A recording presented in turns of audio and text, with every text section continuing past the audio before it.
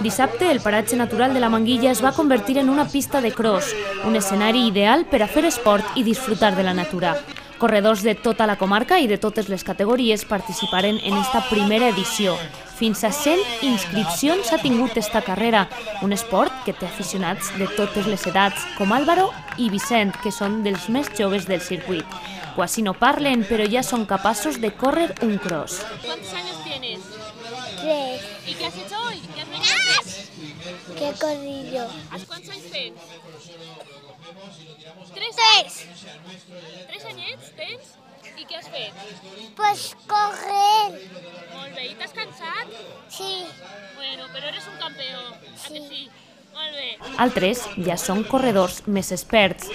Ja duc 2 anys en l'escola. Molt bé. Este és el segon any. I he guanyat tercer. I després de l'esforç arribava l'hora de recuperar forces amb un bon entrepà. I ara sí, moment de replegar els premis de mà del regidor d'Esports.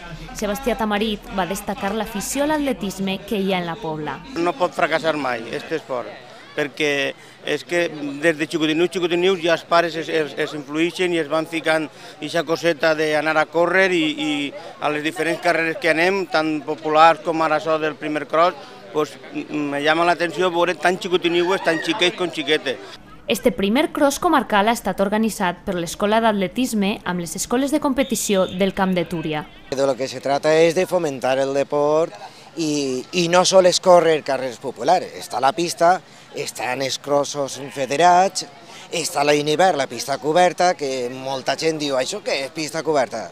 Enguany ha sigut la primera edició i els organitzadors estan satisfets de l'acollida que este cross ha tingut entre els aficionats a l'atletisme.